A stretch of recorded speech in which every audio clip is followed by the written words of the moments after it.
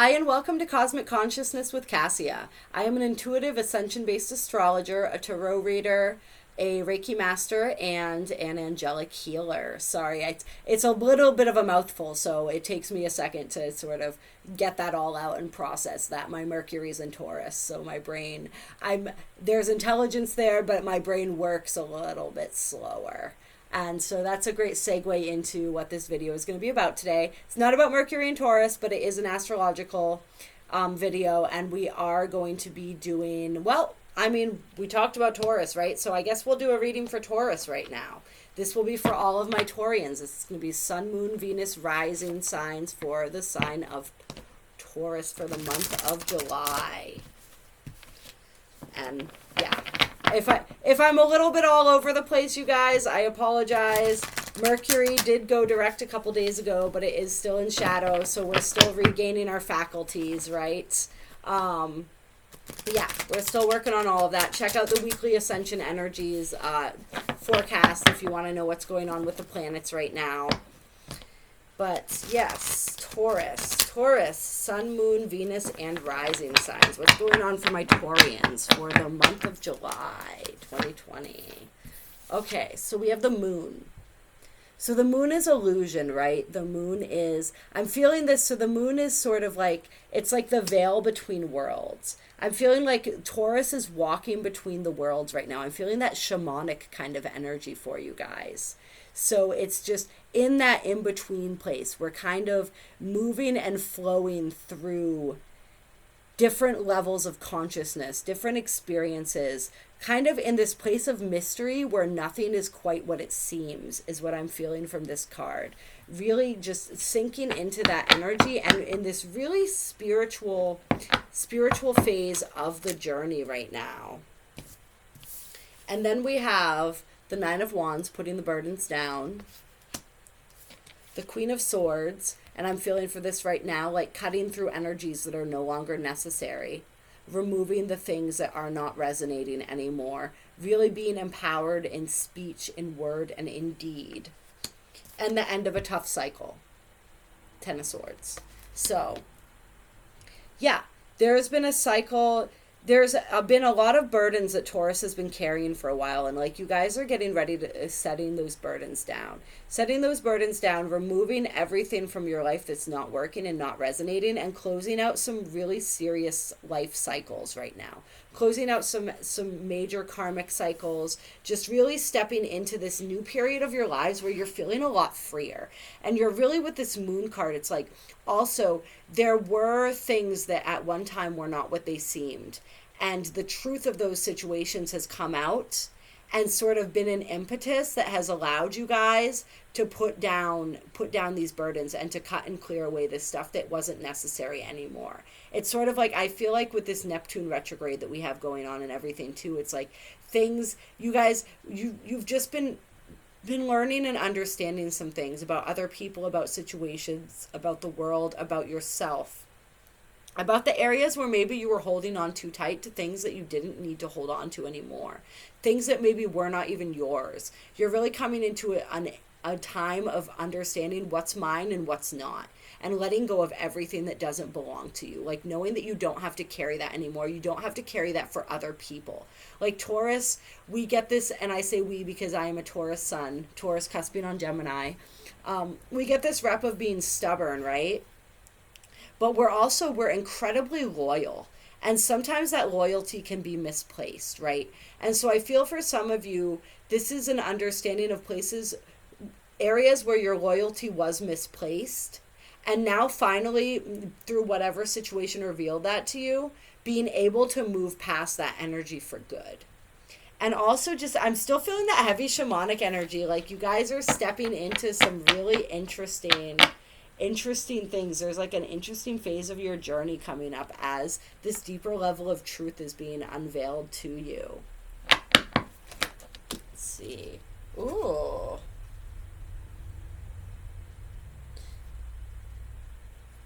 Well, they came out again.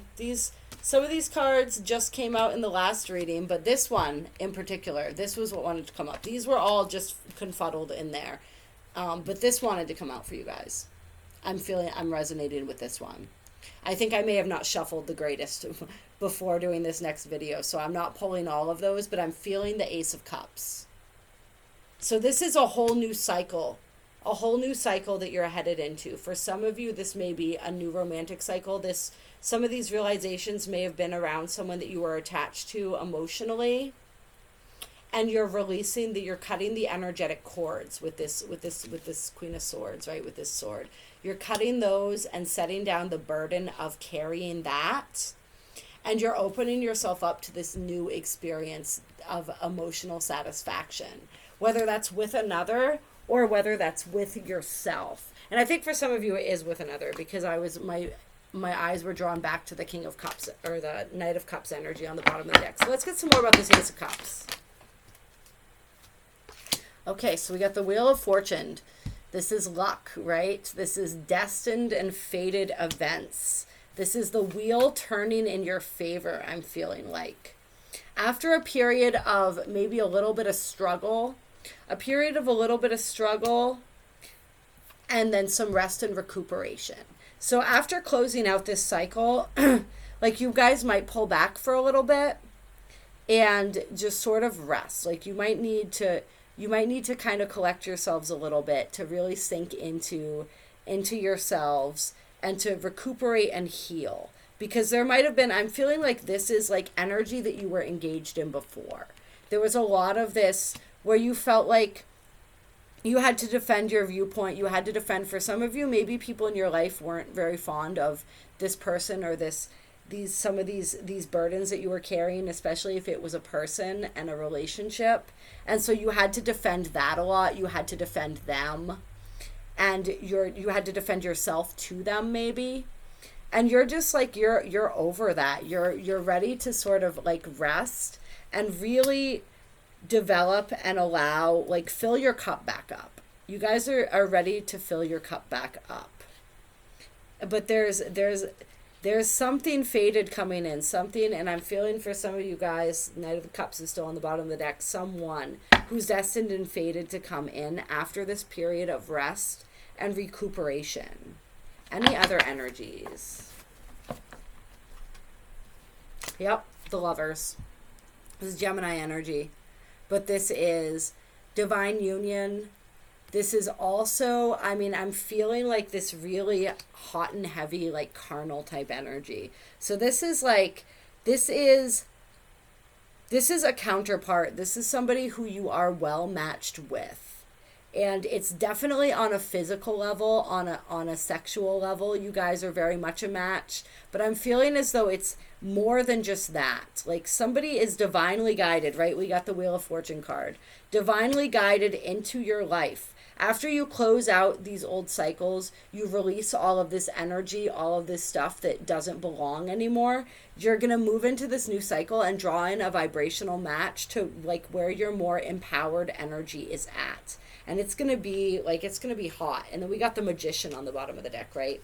So manifestation, right? Like, just, you guys are magic right now. I just feel this magical, right? I was feeling that shamanic type energy. Like, you guys are manifesting. Some of you are actually manifesting this person into your reality, or this relationship, this interaction into your reality. Yeah, you're calling that into being. And then we have the Tower and the Three of Cups.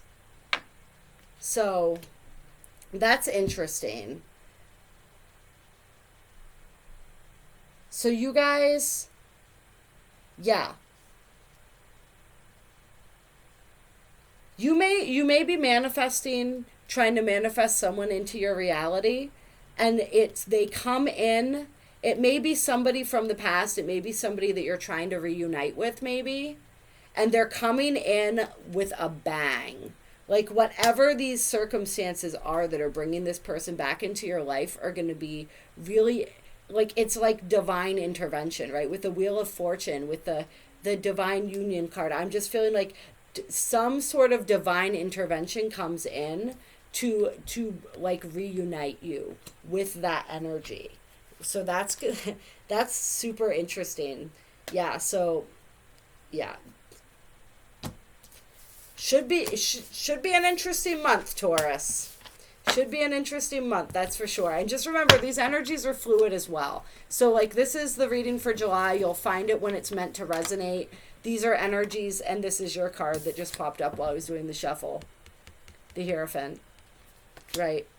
Which is marriage, commitment. It's also higher spiritual learning. A new level of spiritual mastery. You know, we talked about that shaman energy that I was feeling. It's like a new level of spiritual mastery that you guys are achieving through this change in perspective. Right? Yeah, through this change in perspective and the world. Which I don't typically read reversals, but it was, and it felt reversed to me on the bottom of the deck, so I feel like this is something that you thought was ended that maybe wasn't. But it is also that end of that cycle. And that just really experiencing all the fruits of that cycle, of really learning how to stand up and be empowered and release and let go of all the burdens that weren't serving, all these karmic cycles that you guys have cleared out, all the hard work that you guys have done, and just really stepping into this level of spiritual empowerment, the spiritual upgrade that you guys are receiving, and this change in perspective that provides for you. Yeah, and just a lot of hot, heavy, intense energy for you guys. A lot of unexpected events. And I actually want to do a couple Moonology cards for you guys too. Yes. Some interesting twists and turns. And just really focusing on your co-creative abilities. You guys are really stepping into that role of being the co-creator of your reality and seeing how you created all the circumstances before, but instead of like feeling bad about that and feeling guilty about that and being hard on yourself for that, you're seeing the possibility in that. Like, oh, if I created this, I can create something new now. And you're doing that, and the energy, like I talked about this when we're talking about the Ascension and how everything's speeding up, right? Like our manifesting is speeding up as we upgrade spiritually and we continue to ascend. Like our manifestations are just coming faster and faster. And so I feel like that's part of what that tower energy was for you guys too, is just that like boom. Like you think about it, you want it, you decide you want to go after it, and there it is. And then we got full moon in Leo, don't let pride get in the way. New moon in Libra, a new romantic cycle begins. And mutable moon, nothing is set in stone. So that's interesting. So we do have this new romantic cycle beginning for you guys. And so it's going to, especially for those of you who are coming back into a reunion with somebody that you're calling in, don't let your pride get in the way of that. Like, if there are conversations that need to be have those conversations. If it maybe this situation, with any situation right now, right? Like there may be things that need to be dealt with that don't necessarily paint you in the best light or don't make you look good, right? And so your pride and your ego wants to tell you to like stay away from that because you have a perception of you that you want to uphold, right? And so don't do that. That's one of the major messages is like, don't be too proud. Don't be too proud to go after the things you want and to accept the things that you want. Don't be too proud to be honest with yourself about what it is that you want. There may be things that you've said and done, and now in order to have what you want, you're going to have to kind of put your foot in your mouth, and you may not want to do that. You may, but I mean, if you want it, which you do, that may be something that's necessary for you, is to kind of put your foot in your mouth a little bit. You know, I hate saying this being a Taurus sun myself, but like we don't always like to admit when we're wrong, right? So that may be part of a lesson that needs to be learned in order to earn whatever it is that you're going after here. Yeah. Find the balance between your own needs and the needs of people around you. This will help all your relationships. Yeah. I'm also feeling like for you guys, this is just like the intensity of the energy, right? Like Leo is like the showmanship kind of energy. Leo has charisma. Leo is that energy that kind of like saunters onto the stage and just takes up all the air in the room. And I feel like you guys you're kind of in that energy right now. You're learning how to step into that embodiment of yourself, and you're just drawing a lot of attention. You're drawing a lot of eyes. And so I feel like there may be a lot of options headed your way, but don't let your pride and your ego keep you from really going after the option that you want. And if somebody comes to you and offers reconciliation, offers an apology, don't let your pride and your ego stop you from receiving that with an open heart either, is another energy that I'm feeling. Like this could go either way. Nothing is set in stone, right?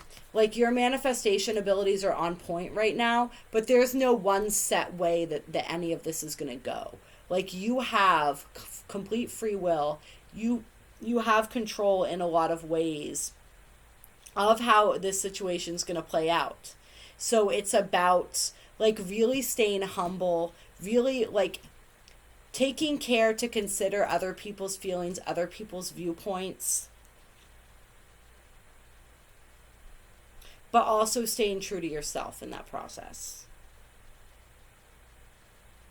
And just like this feeling of like, I feel like the energy is so unpredictable. It's like the second that you decide that you know how it's going to go, it's going to shift and it's going to change. It's going to keep you kind of on the edge of your seat. And like that's part of the point. It's like helping you to release control, right?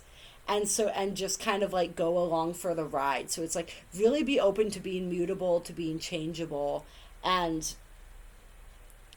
yeah, just be open to that energy and allowing that to evolve and not thinking that you know it all. I think that's part of your pride and the ego thing too, is like this feeling that you know everything about a person, about a situation, about the way that something is, and not being open to the possibility that you could be wrong, that there could be things that you didn't consider or didn't understand, and just allowing that process of that understanding to unfold. And then new moon in Pisces, meditate and contemplate. Always solid advice. Always solid advice. If you don't know which way to go, if you're getting thrown a lot of curveballs, if you're not sure if your pride and ego are getting in the way, if you have any questions whatsoever on how to navigate any parts of this journey, meditation and tuning into your higher self, tuning into your guides and your angels, that is going to help very, very much. And your dreams need a practical plan. Full moon in Taurus. For me, what this is saying is just like the stability of the manifestation right there is like be really clear about what it is that you want. Things are manifesting for us very quickly right now, but we still want to be really clear about what it is that we want when we're putting out those intentions, because otherwise like the things that we get are kind of mixed, right? So the clearer the intention, the more accurate the manifestation is going to be, the more likely it's going to be what it is that we're actually seeking. And so I always ask for things to manifest with ease and grace for the highest good of everyone involved. And I always ask for this or something better, and with harm to none. And then nothing will come of this situation. Yeah. I don't know why. I just wanted to look at that. It was that weird card that I always hate getting, nothing will come of this situation. So that card always kind of throws a kink in the works for me when I'm reading, because I'm like, well, what the fuck does this mean now? But I'm feeling like I want to read something about it from this. Let's see. The void of course moon. Let's see. If you're worried about something, whatever it was, this card can be taken as a sign that there is nothing to worry about. However, if you're asking about a new project of any kind, including a new relationship, it's a sign to adjust your expectations or change things so you get a different outcome. Remember, the cards only predict what you are currently creating, and you can change that with both your behavior and beliefs. Okay, so this is kind of what we were just talking about, right? Is the fact that nothing is set in stone, everything is mutable. And there are so many different possibilities and no set way that anything's going to turn out. So it's really about fine-tuning those intentions and those desires and what it is that you're trying to manifest. Yeah. And being adaptable. Being able to continue to readjust expectations and work towards that outcome, whatever that outcome is going to be flexible. Just a reminder for you guys to be flexible as well. So I hope you enjoyed this reading. If you did, please give it a like, comment if it resonated. Feel free to subscribe to my channel if you want to catch more videos. Feel free to donate if you want to support these videos and all the free content that I love posting here for you guys. Reach out if you're interested in any of my services. And I will talk to you all very soon.